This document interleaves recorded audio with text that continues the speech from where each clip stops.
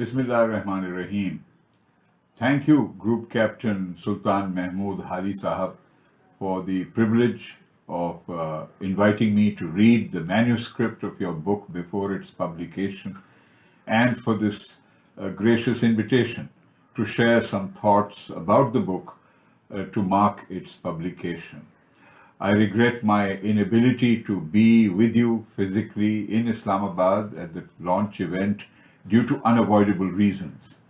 But I'm confident that the other speakers and the other attendees of this event, all of them distinguished persons, citizens, and overseas visitors, if they are there, I'm sure they will make this deservedly a very successful event for a book and an author that certainly merit this attention and appreciation. The individual in question, the author, Group Captain Sultan Mehmood Hali, is a remarkable individual. He proves the thesis that life does not begin at 40, as it is said, nor does it begin at 50. It begins at 60, because, mashallah, the prolific nature of his work after retiring from the Air Force, which he served with great dedication and skill. After that, he begins this very prolific output of columns, of books, of writing songs, of travel, of writing and presenting a television program, looking at China, looking at defense and security issues. That truly marks a youthful mind, engaged in the world around him with a very positive, constructive attitude, not surrendering to the idleness of retirement or self-indulgence, which some people do, but certainly, Group Captain Hali, you prove that every moment of life is worth living and celebrating. The title that Group Captain Hali has chosen for this book is so apt.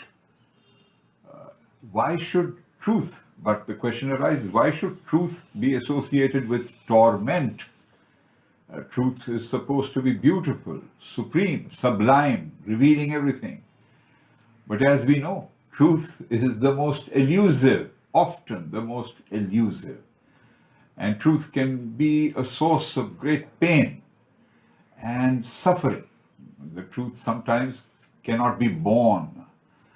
And sometimes when the truth is twisted and distorted and suppressed, as it has been ever since 1971, truly Pakistan in particular, the nation, the citizens of Pakistan, human beings all, they have been tormented by the misrepresentation of what happened, why it happened, who did what, who bore responsibility, and the consequences thereafter.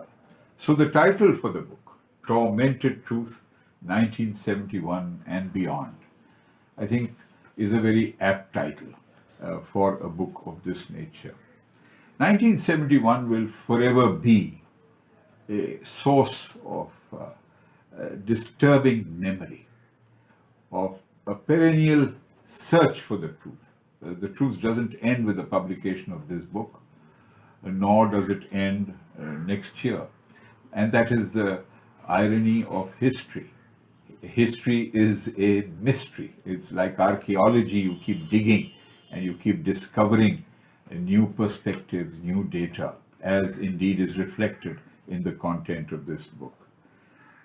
He has made a very sincere and extensively researched effort to add to the volumes of literature already available, written by some other also very able and dedicated authors, whether it is Mr. Hassan Zahir's book, The Separation of East Pakistan, whether it is Lieutenant General Kamal Matinuddin's book, A Tragedy of Errors, whether it is Ambassador Afrasiab's book, Facts and Fiction, Lieutenant General Hakim Arshad Qureshi, whether it is Siddiq Saleh, Rao Farman Ali, and even the person, so very controversial, Lieutenant General Niazi, The Betrayal of East Pakistan, and several more.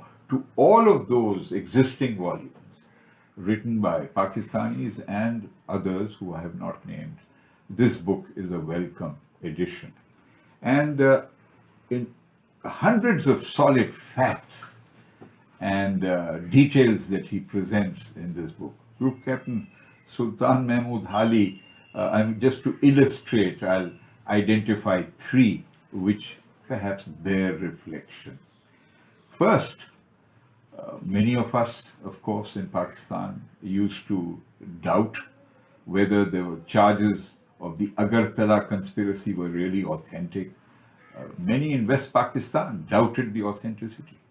And yet, as it has been conclusively established, despite his otherwise perhaps quite sincere efforts to assert the just rights of Bengali East Pakistanis, unfortunately, Sheikh Mujib did interact with Indian authorities in a secretive manner.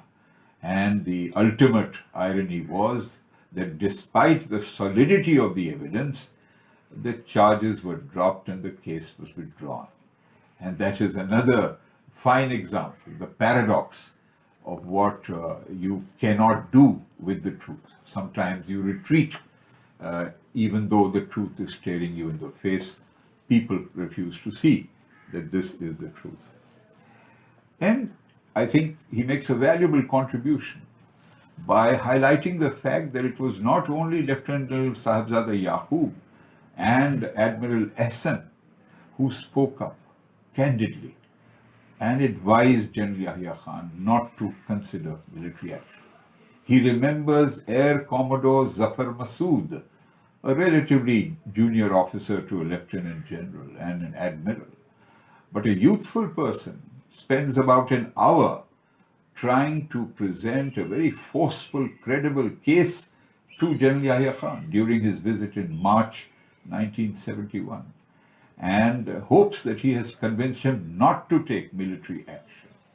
Yet that hope is shattered because a week later or so, that military action commences. But this brave Air Commodore Zafar Masood, who is mostly unsung, unknown to many people, refused to deploy aircraft to bomb civil East Pakistanis who were agitating against military action or against the postponement of the National Assembly session originally.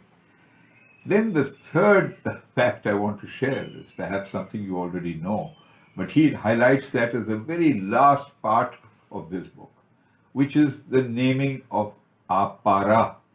Apara is more than a commercial market, as we know. Apara has become a synonym for the location of a very important institution of the Pakistan Army and the Armed Forces. But Apara was actually the name of the first baby born in government quarters in that part of Islamabad back in 1960. And when this miracle came, so Apara remains Apara in Islamabad, but Apara and her parents migrated after 1971 to Bangladesh. That again is a paradox worth a little reflection. So we look at so many chapters in the book, but chapter 7, which is called Bursting the Myths, and identifies 14 shibboleths that have accumulated in international discourse, I think is easily the most powerful chapter. My last 2 points. 1971, the creation of Bangladesh did not reject the reality of Muslim nationalism in South Asia. It rejected the original state structure of Pakistan, because even the Constitution of Bangladesh, Article 2A, says the state religion shall be Islam and then gives due respect to other religions. So the people of Bangladesh remain proudly Muslim and have no wish to be reintegrated with West Bengal or with India. We are now in the year 2021. And I'm glad that this book comes at a time when at least 2 other initiatives in media are taking place. One, a new cinema film, the first to be made in 2 years, called Khel Khel Mein, which premieres on 19th November, made by Fiza and Nabil, a very talented, gifted set of filmmakers, You have to see that to see how. And second, almost a 2-hour documentary, primarily for international audiences, produced by Evolution Media, Iram Shahid, who kindly invited me to be the executive producer and the writer of the narrative. Much more needs to be done, and I felicitate Group Captain Hali for contributing this valuable book. Thank you for your attention.